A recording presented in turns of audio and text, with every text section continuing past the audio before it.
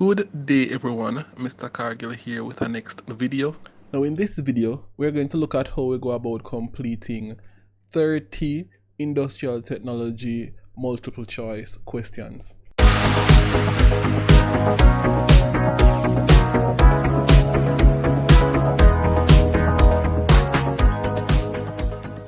And it says industrial technology and not electrical technology or building technology or mechanical technology, because there is only one paper one for all the industrial technology subjects. So if you do electrical and mechanical, you will only do one paper one. If you do all three subjects, electrical, mechanical, and building technology, you will only do one paper one. And that paper one grade will be a grade for all your subjects. Good? So you'll only do one paper one because it's the same for all three subjects.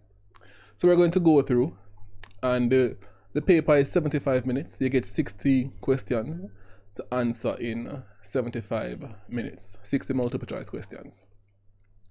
And there's some information, basic information for multiple choice papers. It says, in addition to this booklet, you should have an answer sheet and some other instructions as well. So we're going to go through and we're going to answer these 30 questions. Well, it's 60 questions, but we're going to do 30 in this video, and then we're going to do 30 in the next video. All right, so here, the first question, it says, when a safety hazard cannot be eliminated, students should, is it A, avoid the hazard, B, ignore the hazard, C, guard or mark off the hazard, or D, share the information with other students? At first, you might look at it and say, it's kind of a good multiple choice question. Well, it is a good multiple choice question because avoiding the hazard, well, if you avoid the hazard, you avoid danger. So you might say that's good. You don't want to ignore it, obviously, so that rules out B. Share the information with other students. But other than just sharing the information with other students, you don't want to guard or mark off the hazard. So the answer for that would be C. And it's not just my word. It's not just what I think the answer is. We have the answer sheet over here. And number one, it says that number one is C. All right. So you would want to guard or mark off the hazard. Then it says here we're at number two. It says the most common injury causing absence from work is it burns, back injury, broken bones, cuts and bruises? Well, in the field of industrial technology, there's a lot of heavy lifting, a lot of manual labor. So I would say it's back injury. All right. And over here, B, it's B. So our answer is B. So it is indeed back injury. So that's number two. Number three says, workers practice good housekeeping in the workshop too. Is it A, prevent accidents, B, improve productivity, C, prevent equipment failure, or D, organize tools and equipment? Now, why would you want to practice good housekeeping? Obviously, it would be to prevent accidents. All right, you want to prevent accidents because if you have things lying around, things not in their place and stuff like that, that might cause accidents because those things now become hazards. All right, so it is A, to prevent accidents, and here it says it is A, to prevent accidents here.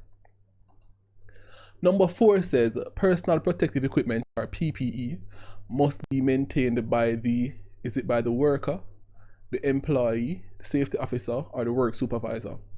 Now, once you are working in a workshop or you're working on a site, each personal protective equipment that you use, that you wear, it's up to you to ensure that they are maintained and kept in the best possible shape. So that would be up to you. So that would be A, the worker. So number four is indeed A. Number five here says, which of the following types of fire extinguishing materials is best used on oil fires? Is it foam, water, carbon dioxide, or dry powder? And when it comes to oil fires, what you would use to put out oil fires, what works best is dry powder. All right, you know it's definitely not water. Good. And what works best is dry powder. So the answer for number five is C. So then number six here says, which of the following represents the size relationship in the parts of a whole. All right. Size relationship in the parts of a whole. Is it line, scale, shape, or proportion? Now you can probably rule out lines and rule out shape when it comes to, you know, size and relationship between parts of a whole, and you're left with scale and proportion. But when you're talking about parts of a whole, it comes down to the different proportions. All right. And they're kind of related. If you scale things down, they will be smaller, but the proportions will remain the same. But the answer for this, number 6, is D, which is proportions. Number 7 says, colors are said to be contrasting if they are dark in value, light in value, bright and intense, different in lightness and darkness. Contrasting means different. All right, so they're different. They're like different from each other. So different in lightness and darkness, and lightness is the opposite of darkness. Darkness is the opposite of lightness. So D would be the best answer for number 7. Different in lightness and darkness. So let's see. So number 7 is indeed D. All right. So number 8. Which of the following factors determine the appropriateness of a design? Aesthetics, functionality, economic, and environment. Or is it functionality, convention, communication, and environment? Or environment, manufacture, elevation, and economic? Communication, elevation, functionality, and solution.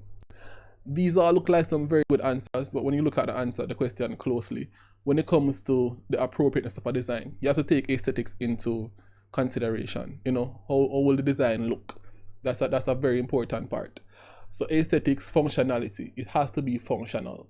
You need it to work. Otherwise, it doesn't make any sense for you to design it in the first place.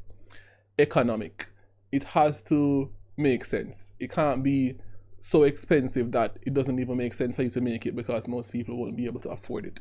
So it has to be economic and affordable. Environment, everything that we're doing, especially these days, you have to take the environmental factors into consideration. So the best answer for me here would be A, all things considered. So number 8 is A. Yeah. All right, good. So now number 9. In which stage of the design process is detailed costing of a product best made?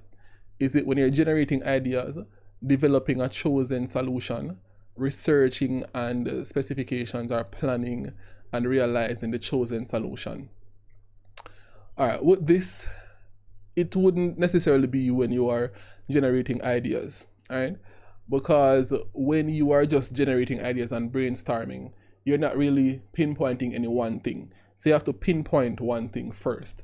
And then when you pinpoint that one thing now, you can go in on the details of that. So it would be developing a chosen solution. Good, because when you're building something, when you're designing something, you don't just go with one design. You come up with multiple designs, multiple ideas, and you choose the best one. And after you choose that best one now, that's when you focus in on the finer details. So the answer for me would be B, developing a chosen solution. So the answer is B here, developing a chosen solution. So number 10, detailed orthographic drawings are best used to show early stages of product development, 3D views of a finished product, the dimensions of a finished product for manufacturing, or mechanical components fit together to make a product. Well, it wouldn't be D, all right, because D would be more of like, you know, showing an exploded view of the different things and how the different things come together. So it wouldn't be D. It wouldn't be A, because you can use sketches for the early stages of product development. So that leaves me with B and C. And of those two answers, it says 3D views of a finished product. And isometric would kind of give me better 3D views, because even though orthographic is technically a 3D view, even though it's two-dimensional because you're seeing the different views, isometric will give me better 3D views. So I would say it's the dimensions of a finished product for manufacturing. So for me, number 10 would be C. So yeah, number 10 is C. All right, number 11 says, which stage of the design process is likely to involve mathematical models?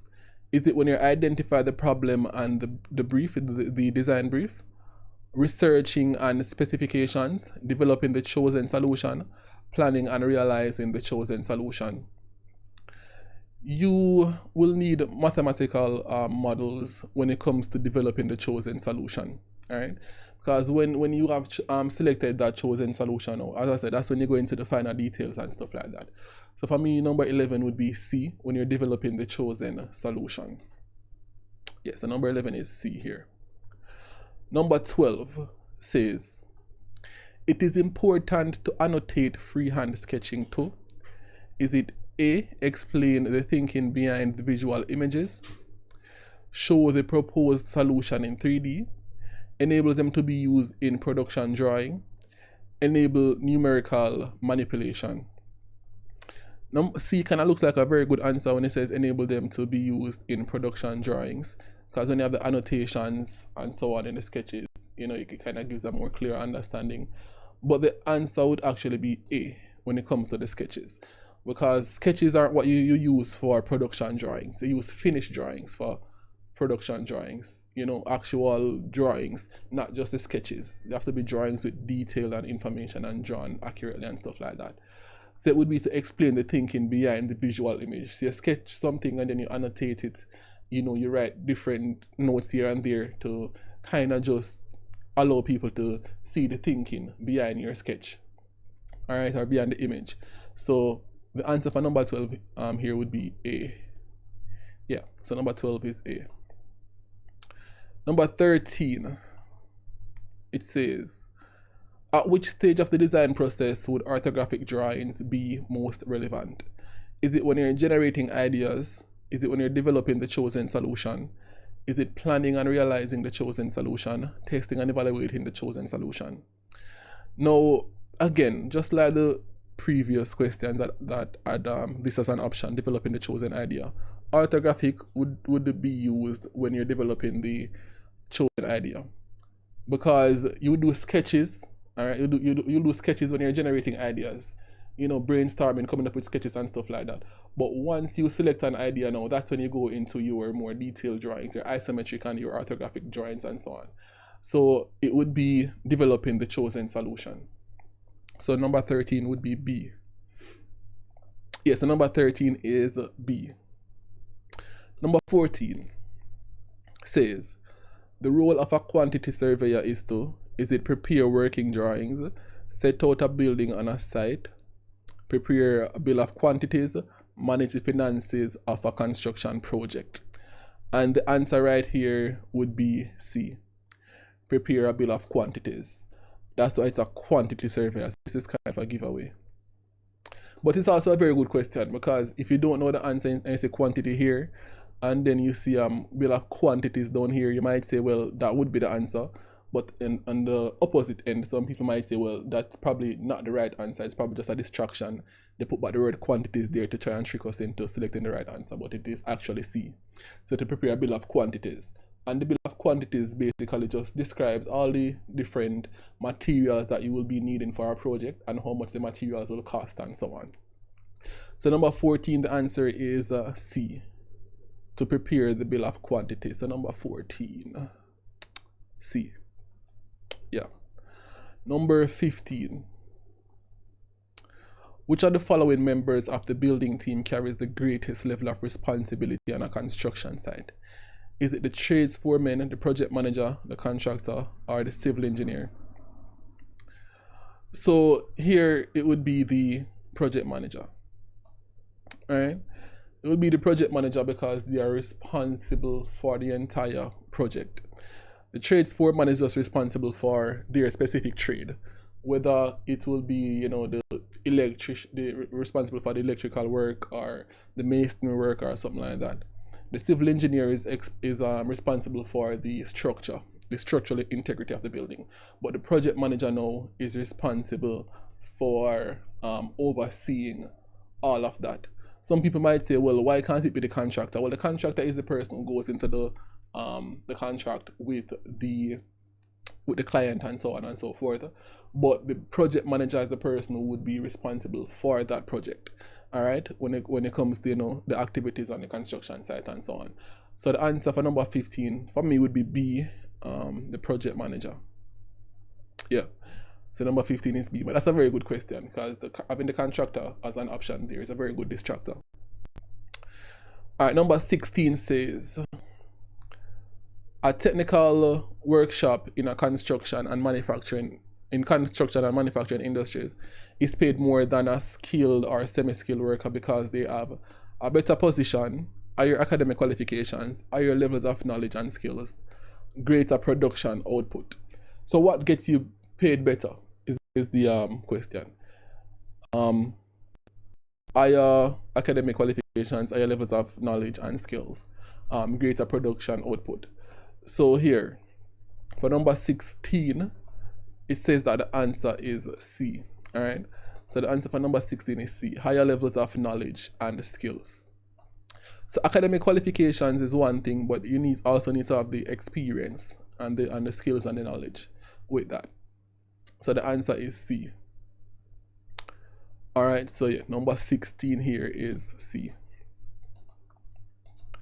Number 17. A top-down structure in an organizational chart shows is it a hierarchical relationship between workers, horizontal relationship between workers, hierarchical and horizontal relationship between categories of workers, or hierarchical and horizontal relationship between each worker. So now the top-down structure, it shows not just hierarchical, but it shows both hierarchical and horizontal relationship between different categories of workers, So how does information flow from the top down and sideways as well? Who are the people on the same level, and who are the people like below and above other people and so on? So the answer would actually be C, both hierarchical and horizontal. So number 17 is C. Number 18 says this: the role of the civil and structural engineer is to produce buildings for, is it A, domestic use only, B, banking sector, industrial use, or public? So the civil and structural engineer is to produce buildings for, is it just domestic use, the banking sector, industrial use, or public use? So number 18, as it says here, would be D. All right, so number 18 is D. So it is the role of the civil and structural engineer is to produce buildings for public use. All right, to produce buildings for public use. Now we are at number 19. Number 19 says, which of the following are standards used in building construction? Is it ANSI, BSI, and ISO, Cubic, Cariforum, ISO, Building Regulation, ABNSI and BSI, ANSI, Cubic, and ISO standards? Well, for me, it would be ANSI, which is, and BSI and ISO, International Standard of Organization, the British standard. So I would say A, but let me see what 19 says. Yeah, 19 is A. All right, so these are the different standards: ANSI, BSI, and ISO standards. So 19 is A. So number 20. Which of the following names is given to a group of computers in an organization that are connected to each other? Is it the internet, the intranet, an extranet, or a subnet? It is an intranet. Intranet because it's internal. All right, so it's an intranet.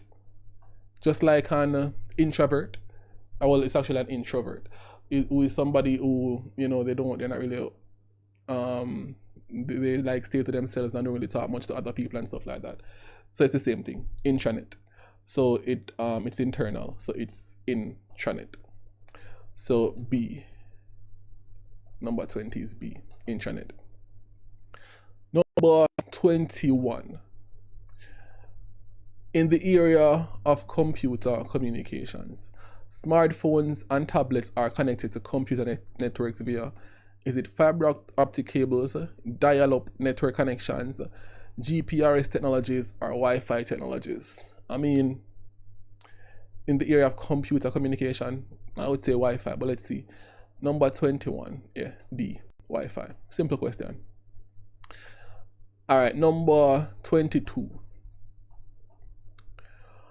Which of the following is not a form of pictorial drawing? Is it orthographic, isometric, oblique, or cavalier? Now, firstly, oblique projection is a type of pictorial drawing. Isometric is also a pictorial drawing. And cavalier is a form of oblique projection, which is a form of pictorial drawing. So that leaves us with orthographic, and orthographic is not a form of pictorial drawing. You do see the different views, but you see them as two-dimensional views separately. So it is not a pictorial view. So the answer for this would be A, orthographic. So yeah, 22 is A, orthographic. Number 23. Which of the following are used for developing and presenting project work? PowerPoint, AutoCAD, Prezi, and Excel. Is it one only? Is it just PowerPoint? Is it 1 and 2? Is it PowerPoint and AutoCAD? Is it 3 Prezi and AutoCAD? Or is it D, all of them? I would say B, developing and presenting project work. We use PowerPoint and AutoCAD. Prezi is just a next way to, present like PowerPoints or do PowerPoint work and stuff like that. And then Excel, no, we wouldn't use Excel for that. So I would say it's PowerPoint and AutoCAD. So 23 would be B. So B. Yeah. Number 24 now says, in the area of information and communication technologies, the term multimedia is best defined as the combined use of, is it A, animations in computer applications only, B, sound and video in computer applications only, C, sound, pictures, videos, and animations in computer applications, D, sound, pictures, video, animations, and text in computer applications. So in this case, it would be D, sound, pictures, video, animation, and text, and that kind of encapsulates everything. So the answer for number 24, I would think, is D. Yeah, number 24 is D here. Number 25. Which of the following is the correct sequence in the design of products and services or services? Preliminary design, screening, concept generation, evaluation and improvement, prototyping, and final design. You wouldn't want to be prototyping like after you do all of that stuff. So let me see. B, concept generation, screening, preliminary design, prototype, and final design, evaluation and improvement. Kind of makes more sense, but still, I don't think that's quite it. Preliminary design, screening, concept generation, prototyping, and final design, evaluation and improvement. Concept, so you have the concept, generation, okay, screening, so you go through the screening process, preliminary designs, so you have your preliminary designs, evaluation and improvement, and then you do your prototyping, and then you do your final design. So it sounds like D. Which number is it? 25 is D. Okay, so number 25 is D. So number 26 now says, a path made by a moving point is a, and this is probably the simplest question on the paper. That's just a line. It's just a path made by a moving point, and that will give you a line. Not a shape. There's no space, no texture. It's just a line. So number 26 is A. And you can see it over here. Number 26 is, yeah, A. Number 27. Which of the following are three-dimensional forms? Is it cylinders, cubes, spheres, and cones? Okay. Circles, squares, rectangles, triangles. These are all two-dimensionals. So that is not B. Cylinders, triangles, cubes, and cones? Well, it can't be triangles, because triangles would be two-dimensional. Circles, cylinders, cubes, and cones can't be circles. Circles are two-dimensional, so it has to be A. Cylinders, cubes, spheres, and cones are all three-dimensional. So that means that they have form. So it would be 27 would be A. Yeah. So number 27 is A. Number 28. Artists create visual weight with balance, emphasis, pattern, or rhythm. So visual weight. Is it with balance, emphasis, pattern, or rhythm? And according to this, number 28 is C. All right. So we use that they use a pattern to create visual weight. All right. So they just use a pattern throughout their design. So number 28 is C, pattern. Number 29. Which of the following factors most influence the success of an innovation? All right. Which are the following? Number 20, which where are we? I think we're at number 29. Yeah, because we just went, yeah, we're at number 29. Which are the following factors most influence the success of an innovation? Is it timing, aesthetics, ergonomics, marketing, product demand and timing, available technologies, economy, durability, product demand, availability, technologies, and aesthetics? And according to this, number 29 is B. So it says, which are the following factors most influence the success of an innovation? Marketing, product demand, and timing. So you have to market your product well. There has to be a demand for the product. You can't sell to people who don't want to buy, unless you're a very good salesperson. But if people want to buy what you're selling, then that makes it a lot easier. Timing. Everything is all about the perfect timing. All right, good. So now we're at number 30. It says, when is a design solution most appropriate? When it is recyclable, when it meets the budget, when it is multifunctional, or when it meets the needs of the client? And I would say D, because when it meets the need of the client, then it is solving the problem, because we are building things for the client. So let's see what number 30 is. Number 30 is D. All right, good. Good. So I hope that you found this video helpful. We're going to do the next 30 from 31 to 60, but we're going to do that in a separate video because I don't want the videos to be too long. All right, so thank you for watching, and I hope that you found the video helpful. If you did, please drop a like. You can also subscribe, and turn on your bell so that you can be notified of when we release more videos. And comment in the comment section down below and let us know what videos you would like to see. So thank you for watching. Thank you for watching, and have yourselves a fantastic day.